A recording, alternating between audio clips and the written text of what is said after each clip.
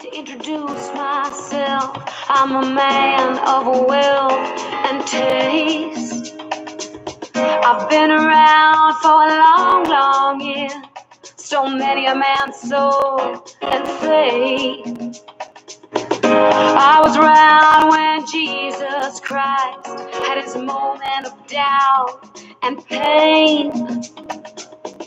Make damn sure the pilot washed his hands to seal his fate. Pleased to meet you. Hope you guess my name. But what's puzzling you is the nature of my game. I stuck around St. Petersburg when I saw it was a time for a change. I killed the Tsar and his ministers. Anastasia screamed in vain. I rode a tank in the general's rank when the blitzkrieg rained and the bodies stank. Pleased to meet you. Hope you guess my name. But what's puzzling you is the nature of my game. I watch with glee while your kings and queens fought for 10 decades for the gods they made. I shouted out, who killed the Kennedys? When after all, it was you and me. Well, let me please introduce myself. I'm a man of wealth and taste. I play traps for troubadours who get killed before they reach Bombay. Pleased to meet you. William, what's up? Anon, Kurt Hensley, Hooley, Sakar, Christy, Fiorella, good to see you in here. How's Ben?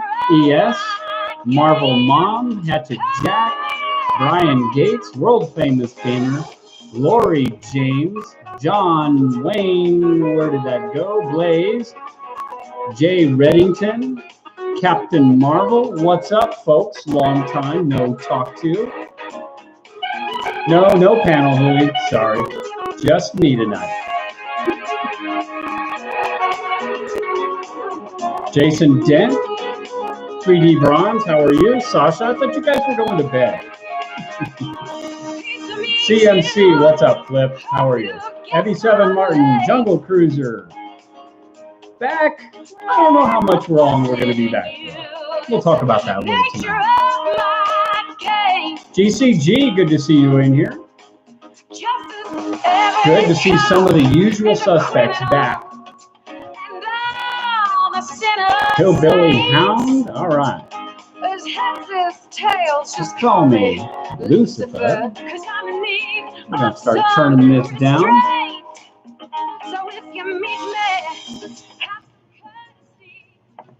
So good evening, everybody. Sean Dotson here with the Flip Side. I want to welcome you all to the non-PC beer drinking thrill of the find talking show.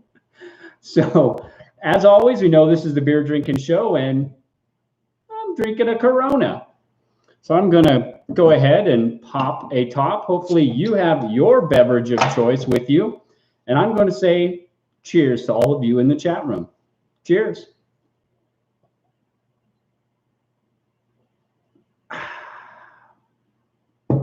So first off, let's take a big sigh, a big deep breath. You know, it just feels like I've lost a loved one, doesn't it? I mean, I think that is kind of this whole mentality of everybody right now, is that we just feel like we've lost something. And to quote Forrest Fenn and something he's told us all so many times, they never knew it was the chase they sought and not the quarry. And isn't that so poignant right now for all of us? Because we just want our chase back. We don't want it to end. We want it to continue, but it's not. This is supposedly the end of the chase. It's done. It's over. Kaput, right? Or so is it? We don't know, because we just don't have any kind of confirmation that it's actually physically over with yet. So tonight I'm going to talk a little bit about that. No, I won't be sharing my solve tonight. I've hinted at it a little bit and those things. And actually this evening I got to talk to a fellow searcher who was in the same spot that I was. So it's kind of surreal to finally be able to talk to another searcher and just kind of open up and talk about our interpretations of the clues and what led us to that area, and share some photos back and forth. So that was really nice. I'm not going to reveal that person's name because that's just, it's personal. And it was just really kind of nice to share with another searcher, you know, how we got to that. And it was really fun.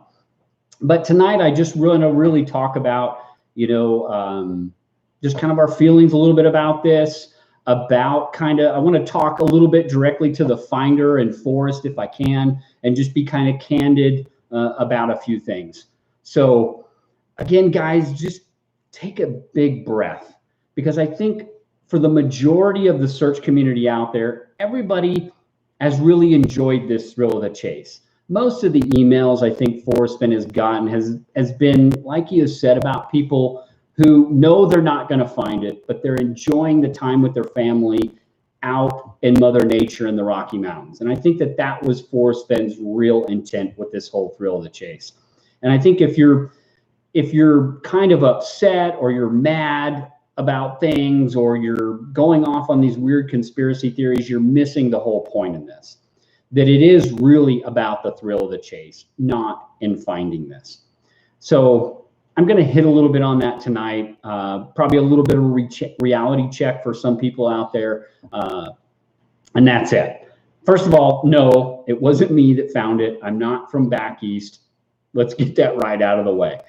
I could have been off by 1,000 miles. Who knows? But there's part of me that, just kind of like everybody else, that would like to know where it was. And I've said this, I don't know how many times throughout the videos that I've been on, or on the forums, or on other people's YouTube channels, that there's going to be three things that we all want to know when this treasure is found. And that, first off, is where was it? Number two was, what was the correct solve? And number three, who found it?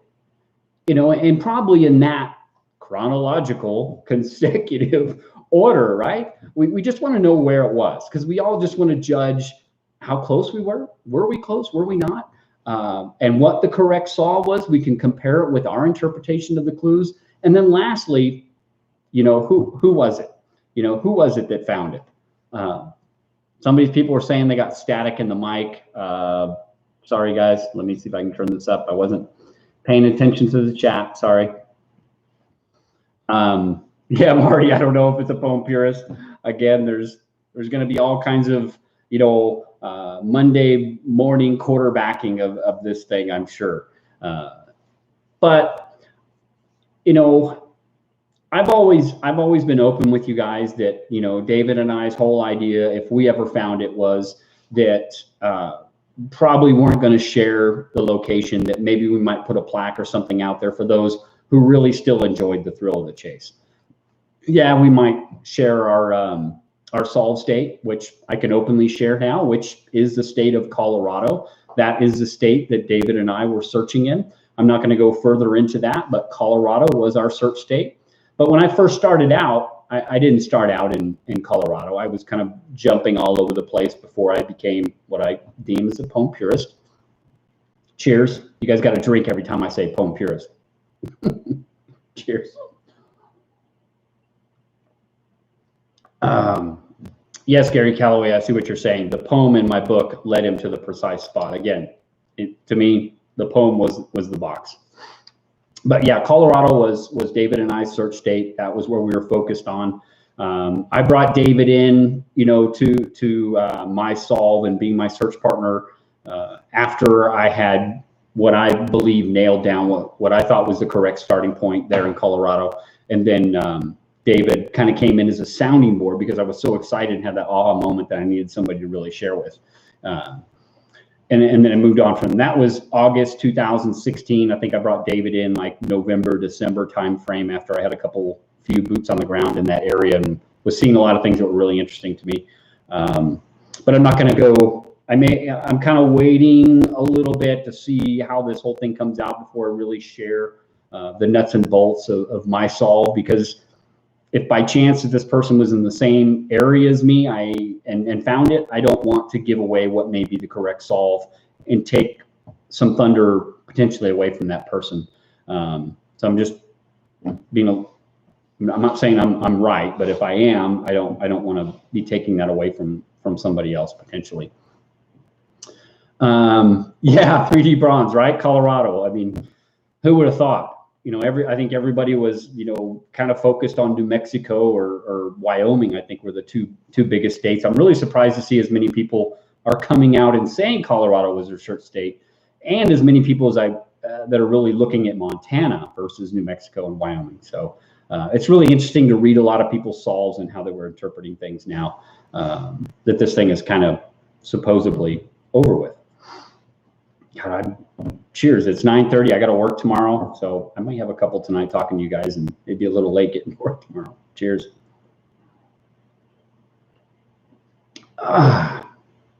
So I know a lot of us, and now I had this conversation with my wife a little bit here the last couple of days. And let me just tell you guys, where it's kind of like 9/11, right? Do y'all remember where you were when 9/11 happened, if you were born then?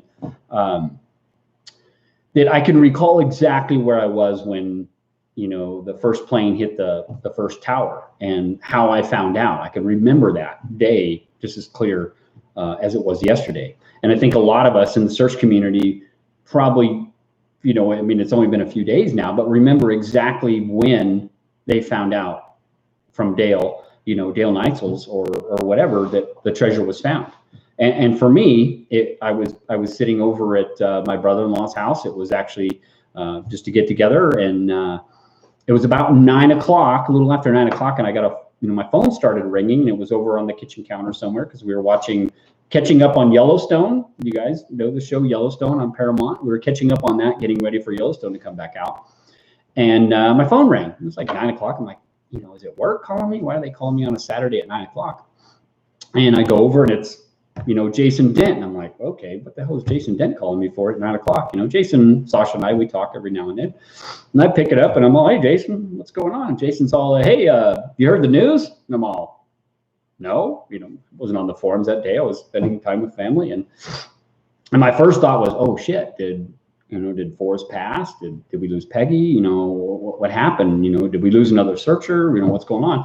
And he's like, no, the treasure's been found. And I was like, what? Are you kidding me? Like, are you joking? Like, the treasure's been found. Like, holy cow. So we talked for a few minutes, and I was just really, honestly, probably like a lot of you guys, kind of in shock. Like, oh, wow. Like, I was not kind of expecting that. This whole COVID-19, it really was keeping a lot of people, at home with family and everything else. So I wasn't expecting that. I was planning my next boots on the ground search for this coming weekend. I was planning to go out. And so I wasn't expecting that. So I was just kind of in shock at first, and I just kind of made it short with Jason and Sasha. And I was like, man, I got to go. I got family here and stuff. And of course I, went and told my family, and, they know how vested I am. So of course they're like, oh, we're sorry. And I'm like, I'm not really mad. Again, for me, it's always been the thrill, of the chase. It wasn't about the find. It wasn't about the monetary, everything else. I'm disappointed that it wasn't me because, when I think about this, and this is what gets me excited, is that I just imagine the finder when they actually found that treasure. They know they're going out there. And I know how many trips I've been out to my search spot. And every time I'm going out there, I'm like, man, what if I find it this time, right? What if this is the time that I uncover that thing and I get to lift that lid up for the first time? And I'm just like, what was that moment like for that finder? And if you're in the room tonight, I've just got to be like, man, what was that moment for you? You know, that's got to be so exciting to be able to lift that lid up for the first time and just, you know, see what's in there. Like, that has got to be an amazing, amazing event. And then I've got to just question you. What was the range of emotions that you went through at that point in time? You know, was it like just excitement? And then was it like, kind of like we're feeling now, is it like a loss of a loved one because the chase is gone? You know, the thrill, I mean, is sort of gone. And I've got to say to you, if the Finder, if you're watching this on a replay or live tonight, you know, I've just got, and my best advice to you is don't be overwhelmed by the amount of some of this negativity and scrutiny that you're getting on the forums. You know, I mean, just shut your computer off. You know, communicate with Forrest, communicate with your loved ones, whatever you need to do, but shut us off. You know, I mean, turn off all the forums, stay off of them. I don't even know if you're ever been on them. I've got to imagine you have been, but just stay off them. Turn all that off, because some of this negative stuff that's being floated out there and everything else, to me, is just a lot of these 7%ers really coming to the forefront. And I think that 7% is probably expounding, because I think the vast majority of this search community is very positive.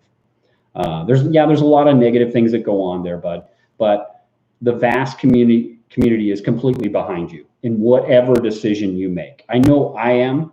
Would I like to know where it was? Absolutely, brother. But the ball is in your court. You know, it's not in Forrest, it's not in anybody else's. It's completely in your court. You need to do what you feel is right for you, for your family, and really for this chase. None of us were wiser than you. You were the person that was able to figure this thing out and wisely walk directly to it and uncover it. You need to sit back and really, in my opinion, think about this, because you only get one chance to do what you think is the right thing. So don't pay attention to a lot of this negative stuff that may be out there, because this is just a small percentage of the search community.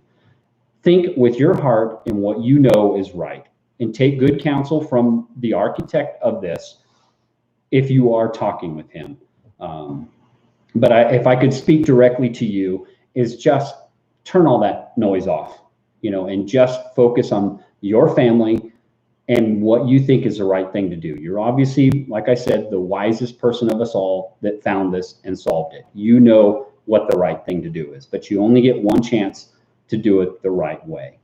Now, with that said, I would love to know, you know, everything that led you to it, you know, and if you choose to do that, that's great. That's wonderful. Do it in the best way that you feel how. If that's going on somebody's YouTube channel and doing that, do whatever you want to do.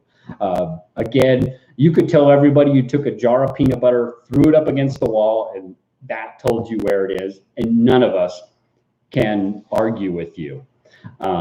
So my hat is off to you. I'm excited for you. I just emotionally, I'm connected with you in the sense that I just can't imagine what that moment was like for you, and finding that treasure chest and opening up for the first time.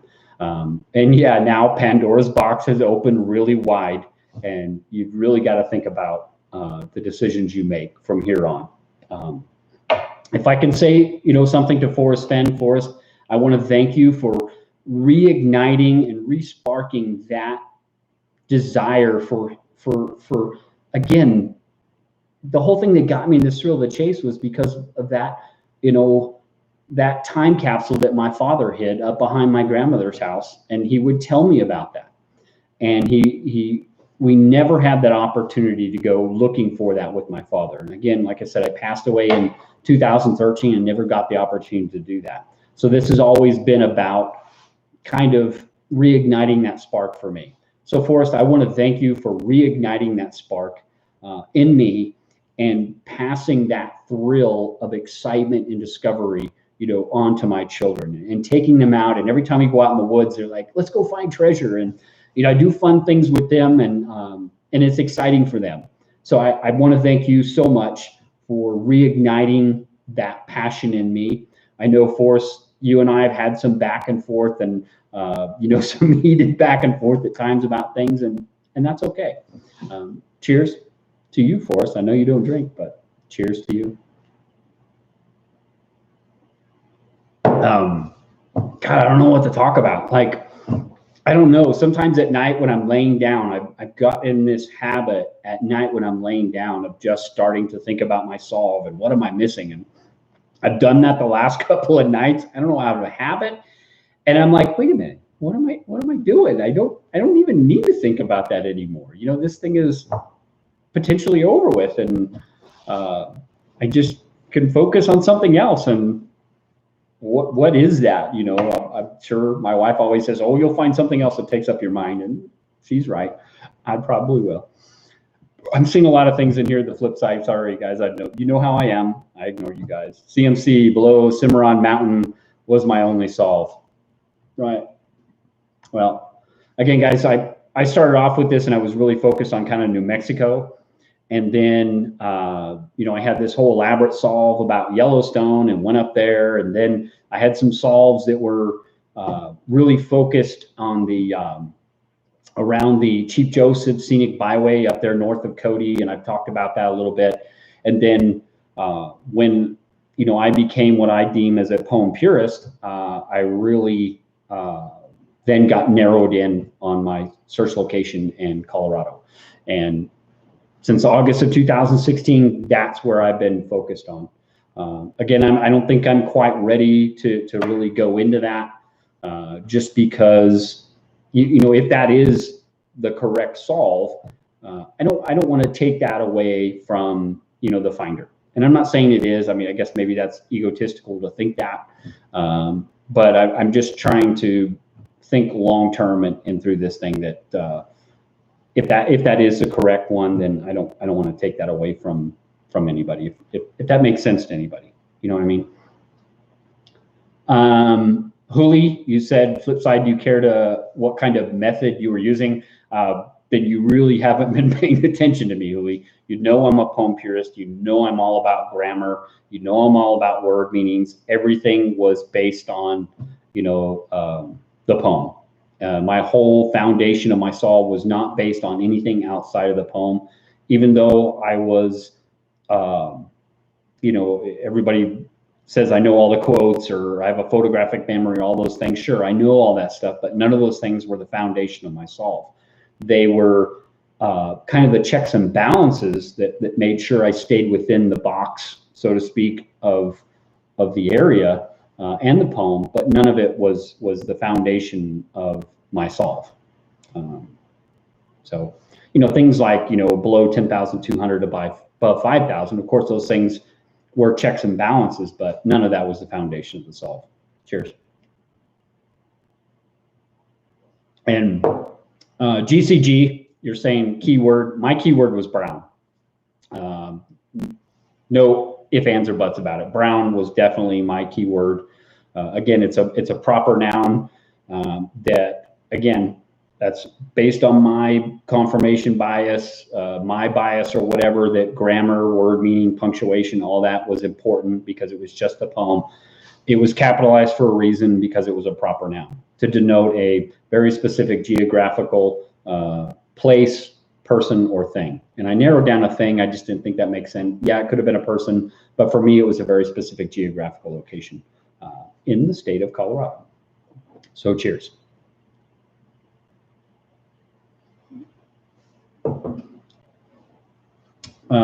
Minotaur, I don't know. I don't know if it's in Gallatin. Again, some ways I hope it was, because then I could be completely wrong and I was so far off and never had a chance. And that may be the case. So who knows? We may not know. Again, I just do, again, it's like the title of this video, A Quest to Cease. Do we really want this thing over? Because once we know where it precisely was, then the thrill's gone. It's completely over. and maybe some of you want that, and I can empathize with you guys. I kind of want that too, but again, then it's completely over. The thrill is gone. We never know, and again, we never knew it was the chase we saw and not the quarry. So this is probably part of this ethical dilemma and this dilemma that the searcher is going through, because I think that the person that's wise enough, the person that found it, is probably wise enough to understand, at least I hope, that it's not all about money. And in my mind, I hope that the finder, this East Coast man or whatever, is somebody that has been invested in this, that has had, you know, a lot of fun going out there and search, and has taken his family and participated in those things, that has probably come to the realization that it's not about finding the treasure. It's been this whole journey. I mean, adventure is really what happens along the way. It's not the adventure in finding it. It's the adventure that happens, all the haphazards, the failed searches, the failed solves, the aha moments, everything else that happens along the way of this gentleman that found the treasure. And I just, man, I hope that I get to meet that person someday and sit down and talk with them and have a beer with you. Cheers to you. Minotaur, you were close. What are you talking about? You want to be close. You were close, right? Yeah, I mean, you know how bittersweet that is. And yeah. 3D bronze, this page 129 thing that people were talking about. Again, I think this is just, we believe what we want to believe. That's what faith is all about. And we have, again, I've said many times that we have no confirmation in this treasure hunt. Even now, we have no confirmation. You know, yes, Forrest Fenn has been provided a photograph from the finder, you know, to provide confirmation that's been found, but we haven't seen that yet. And I'm sure that's coming. And I'm not trying to beat anybody up about that. And I'm sure that's coming.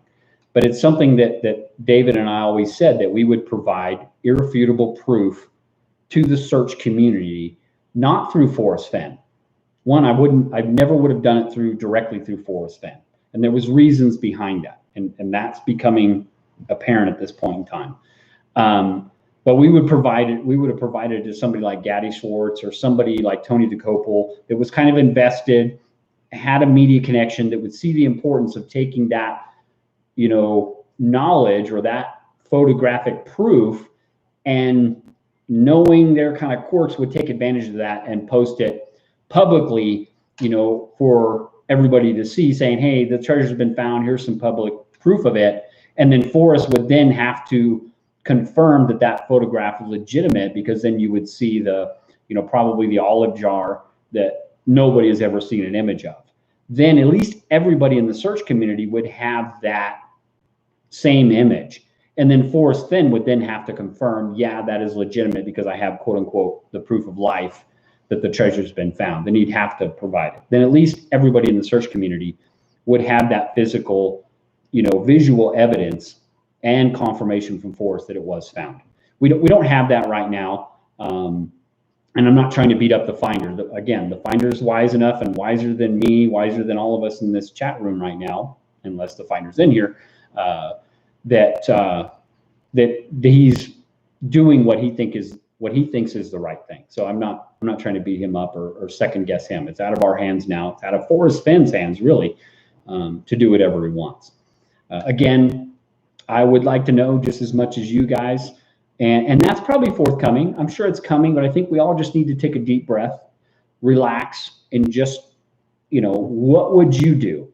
You know, and you got to ask yourself. And I think the vast majority of you guys that are probably in the chat room tonight understand that, and that, you know, we're going to be patient, that, you know, have fun with this right now. I mean, we could be having fun just throwing our solves out there and bullshitting with each other, and there's no criticizing. Right now, there's just no criticizing. I see people putting solves out there, and people are not going, you're wrong because, you know, my confirmation bias says it was here. You know, there's none of that right now, which is kind of fun. You know, nobody's beating each other up now. It's just like, oh yeah, that's cool, you know, and it's fun to be able to chat about it openly now and not having these concerns anymore because we believe it's been found. You know, and there's a lot of people out there, not a lot. I shouldn't say that. That's saying the wrong way. But there's a few people out there that are like, oh, you know, it's a hoax still and all this other stuff. Is it a possibility? Yeah, about that much of it. But until we get confirmation, you know, that still flies by and you're like, oh God, here we go. You had to know that was going to happen.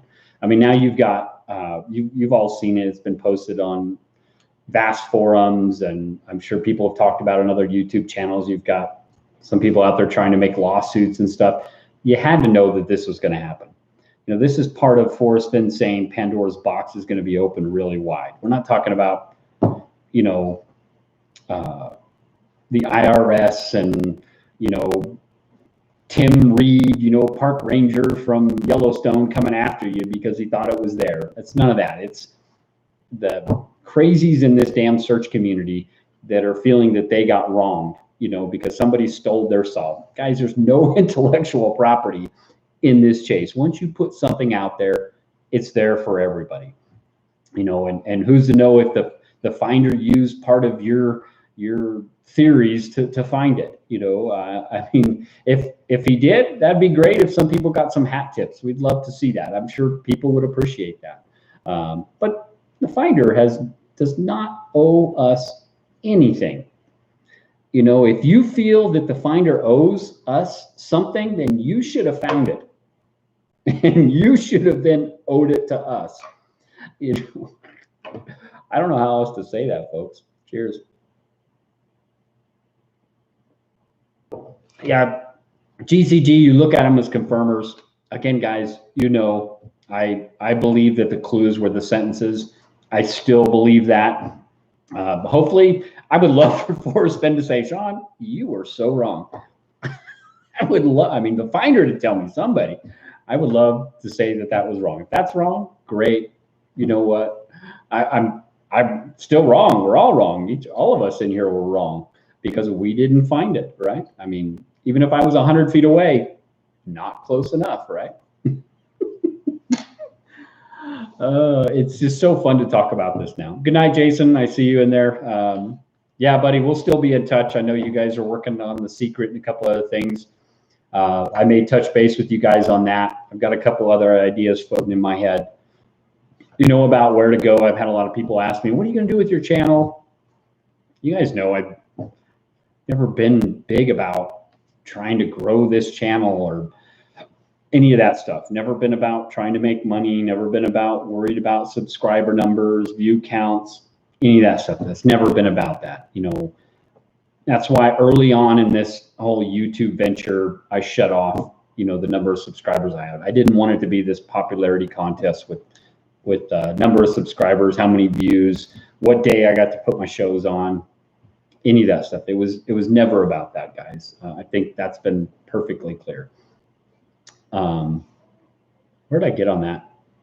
Soapbox. Minotaur Marino, Dow just came out with another post. Oh, okay. What is he saying? I know there's been some back and forth about the Saul actually being posted on his thing and then not being posted. I really haven't been paying so much attention to it. I've been in mourning. So what does it say? Minotaur posted in here. What is he talking about?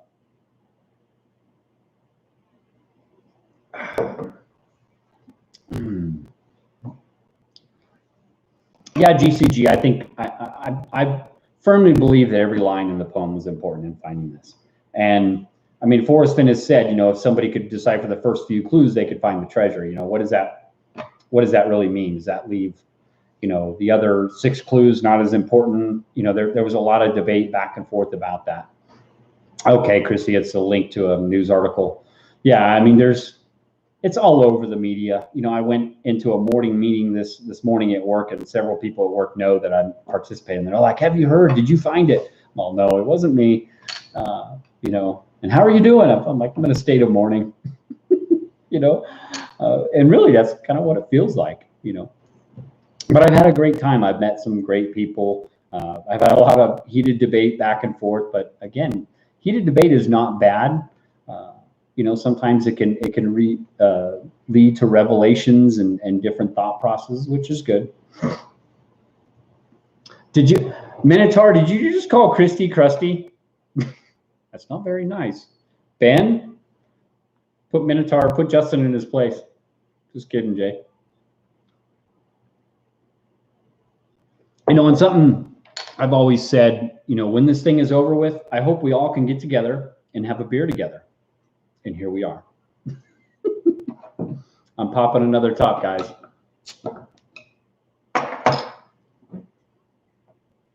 People call you that all the time, Christy. They call you Krusty. Krusty the Clown. Where's that from? Krusty the Clown. Oh, that was not South Park. That was The Simpsons. So what are you guys even talking about? Yeah. So just a couple of things really quick. Everybody loves to talk about the hints. I think that was one of the most engaging conversations within probably the forums, in the YouTube channels, everything else out there. Everybody loved to talk about the subtle hints. I was not a big person on the subtle hints. You guys know that. As a poem purist, I believed, you know, just to focus on the poem. But a couple of things that really stood out to me in the book were, again, that line just prior to the poem. So I wrote a poem containing 9 clues that, if followed precisely, will lead to the end of my rainbow and the treasure. Probably going to get that tattooed somewhere on me, just because I thought that was the biggest subtle hint, you know, in the book. Just because I think there was a distinct difference between the end of his rainbow and the treasure, and the fact that he told us that there were 9 clues. He didn't have to tell us there were 9 clues. I thought that was significant in indicating that, you know, the sentences could possibly be the clues, and then that leading more towards grammar, you know, and sentence structure and everything else being important. So I just, you know, to me, that was a big hint. Is that true or not? I don't know. You know, the finder, I'm sure, has probably got a lot of hints that he thought were important in the book that helped him. We don't know. Again, you could throw a jar of peanut butter against a wall and say that helped him. Anything. It doesn't matter. Who are we to question him? Sir Crow, how are you? I thought you found it, right? Yeah, no. I would have loved to have been the one again, but no, it was not me. Journeyman, Sean, new name, the flip side, right? Flip-sided. Yeah, we'll talk a little bit about maybe where I'll go with the channel, if anything. Gary Calloway, you're going to get coronavirus if you keep drinking those. I keep getting a case of corona about once a week and going through it. Right. Christy, you will give us a quadrant. Which portion of Colorado were you searching? Look up the heart of the Rockies. Cheers. Minotaur, for the record, spell check changed Christy to Krusty. Please don't hate me. No, I think it's great. I think, Christy, you ought to come up with a new channel called Krusty's Corner. That guy, Hatchet well, the flop side, LOL. Yeah, no, we all flopped, right? All of us. No, I've had a few people ask me, you know, what are you going to do with the channel moving forward? I think I'm sitting, I think last I looked, a little over 2,300 subscribers, somewhere in there. But again, I've been off and on and up and down, so I've never really been solid trying to grow the channel, so to speak. So it's never been a thing with me.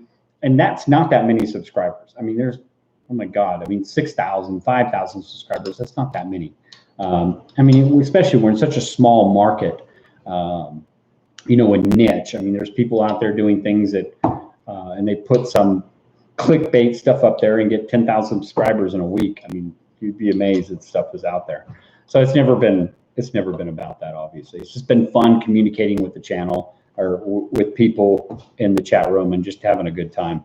I mean, you guys know, going back and doing the fun stuff with the weekend updates, doing the after party shows. And, you know, I think we were actually the flip side was actually the first show that was drinking, you know, even before the Tipsy Gypsies on YouTube, and having a good time and just bullshitting and cutting it up. That's what it's always been about, just having a good time and having fun. So, you know, I'm a car guy. I love cars, and I've always fantasized about kind of being like that guy chasing classic cars, you know, Wayne Carini, and doing those kind of things. So maybe I may do something with a channel that's tailored more towards vehicles and trying to find, you know, different rare and classic cars for people. I don't know. I mean, we've built a kind of a good network across, you know, the United States and even international with the channel, and really with just the community, you know, in the Fenn community. So, you know, maybe flipping cars, you know, or something like that, where I can kind of segue into something like that. Treasure hunting's never really been my forte. Again, this was just something that was fun and enjoyable, and had a good time with it. I don't know if I'll continue. I may do some stuff with Sasa and Jason over on The Secret and a couple other things like that, but I don't know if I'm really going to continue in treasure hunting type stuff. You know, this was fun. I thought I had a chance at finding it. I was completely wrong. So maybe we'll move on to something else. 3D Bronze. Lou and Ronnie are still out there. They're still doing stuff. You know, if you're not subscribed to their channel, check them out. They're still doing stuff. CMC, my word that was key is key. The drawing on page 111 is the key to the poem. 111, I have to go back and look at it. But GCG, my whole family loved the weekend wrap up. Yeah, the weekend update was a lot of fun. But that just kind of went away after, I was right after the Jamie Diggins thing and the whole fiasco with Toby and all that crap, just because I was obviously upset with Toby and K-Pro at the time. Not really K-Pro, but at Toby at the time because of what I thought he had done. So I didn't want to promote, you know, it kind of would have been unfair not to talk about his channel, you know, and overlook it. So it just, morally, it just didn't sit well with me. And talking about morals and ethics and beliefs really quick, I've had a lot of people question me over the last year or so, you know, what happened with David. So I'll just touch base on that really quick, guys. After, some of you know this and don't know it. So if you don't know it, just totally disregard what I'm going to say. But after the email that David had sent to K-Pro and my ensuing video that came out after that, kind of apologizing to K-Pro, I had a long conversation with David on the phone. I said, look, man, you know, I don't stand for that. I have 3 daughters, and that is not the kind of language I would use towards a woman, you know, and it was against my values and beliefs. And I told David, I said, David, you're not going to be on the channel anymore.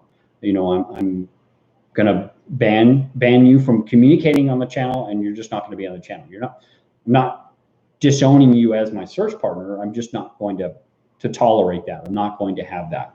And that was kind of the end of our relationship, I think, because I have not talked to David since then.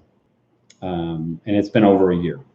That was just a moral line that I was not going to cross. And K-Pro and I are not best of friends. You know, we tolerate each other or whatever else, but we're not close. We don't communicate.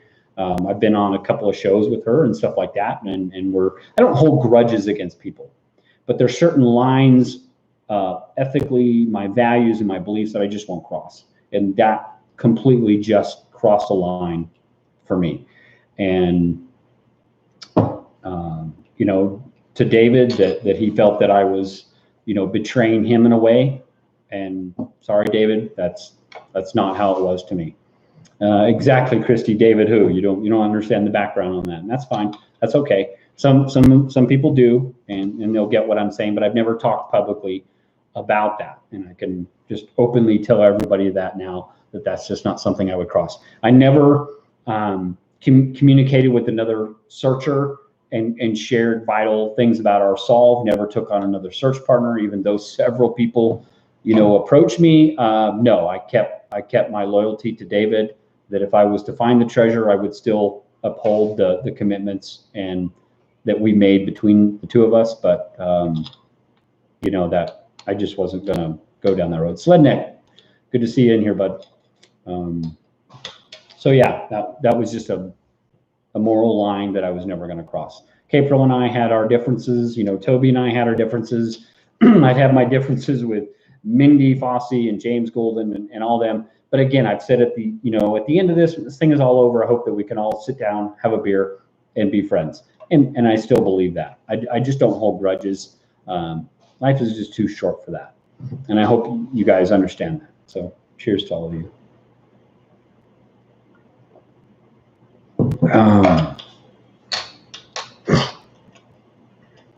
So yeah, I think, again, going back to the finder, if you're watching this or listening to this, just, you've got to turn all this noise off. You really got to,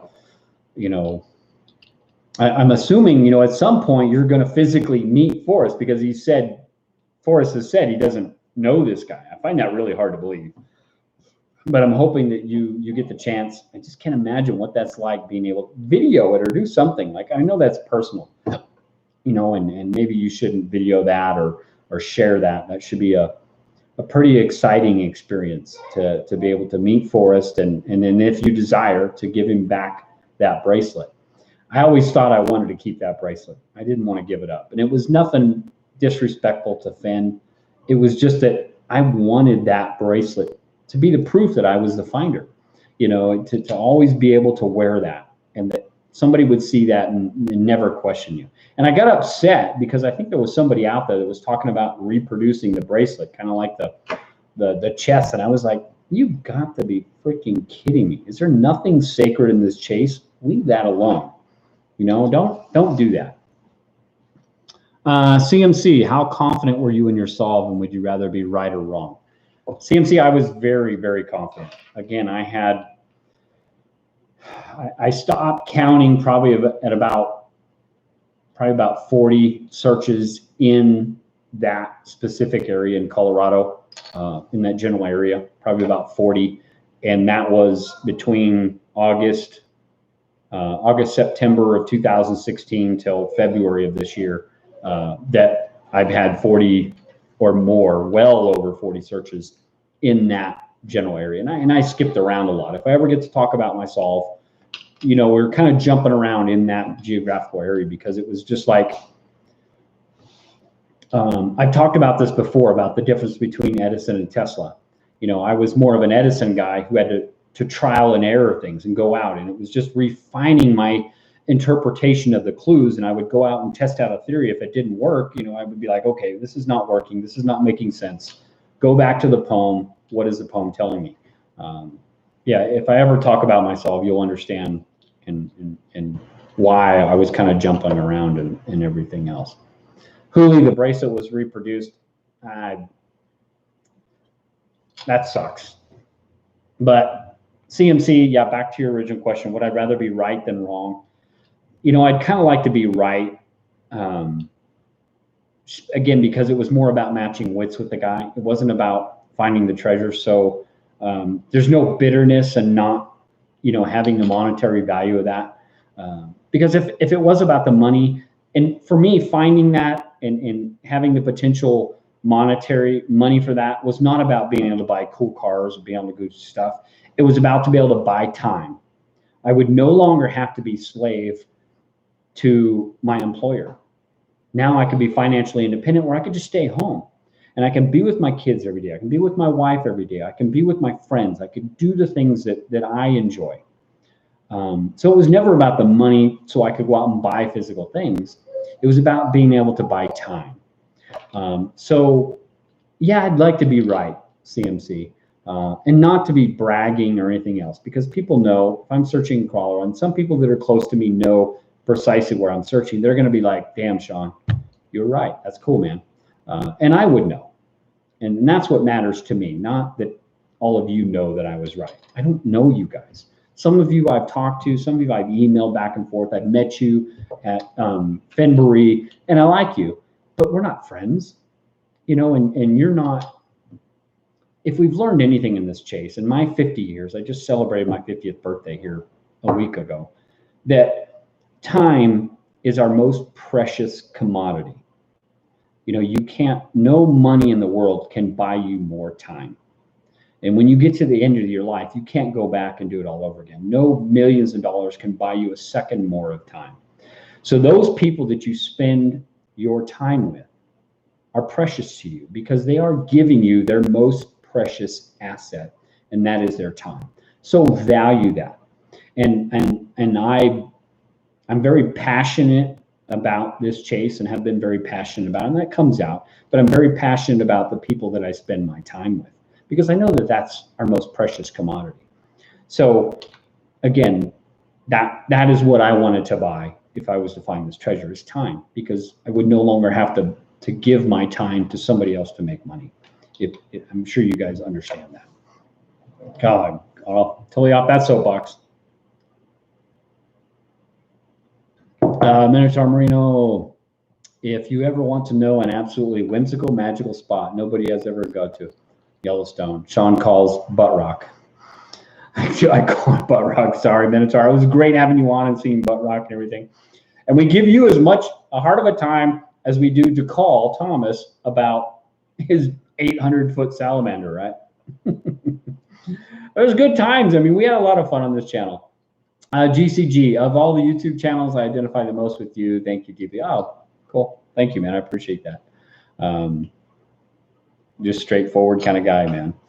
Non-PC, beer drinking, thrill of the fine, talking show. Cheers. But we've had a lot of great times, you know, on this channel, you know, talking with other searchers and having other panels, and, you know, and just, it was fun. We had a really good time, and I'm going to miss that, you know, in some ways. I'm really going to miss that. You know, I love, some of my favorite shows was with Dale Neitzel. And I'm not talking because he's a chase celeb or anything like that, but he's just a cool guy. And I remember having a couple conversations with Dale after we shut down the channel, and Dale stayed on there and DeCall had to leave or whatever. But man, that guy has got some cool stories. And I hope that someday, Dale, that, you know, if you're watching this on the replay or whatever, that I get to sit down with you again and just talk with you. At Femboree, I didn't get much of a chance there because I know there's a lot of people that wanted to meet with you. But I hope I get to meet you again in person and we can sit down and really talk and share some stories, because, man, Dale Neitzel has got some great stories. And I'm really interested, and I reached out to Dale today and sent him an email, and I hope I hear back from him. I know he's getting 100 or so emails probably.